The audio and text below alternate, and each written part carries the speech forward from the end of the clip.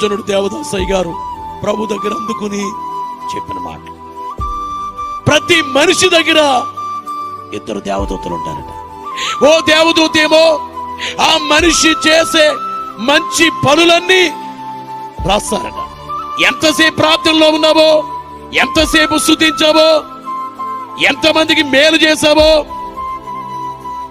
ఎవరైనా అంటే ఓర్చుకున్నావో, ఇవన్నీ గ్రంథములో రాస్తారట ఒక దేవదూత. ఎడమ చేతి వైపున ఉన్న దూతేమో నీవు ఏ చెడ్డ పనులు చేస్తున్నావో అవన్నీ రాస్తారట. తప్పు చేయగానే ఈ దూత రాసేస్తారట. కానీ ఈ దూత రాయడానికి ఇష్టపడినట్టు, కానీ రాయికి తప్పదు. సిలువ కార్యం నీవెప్పుడైతే గుర్తు చేసుకున్నావో, క్షమించమని అడిగావో, నీ బలహీనత క్షమించమని అడిగావో, వెంటనే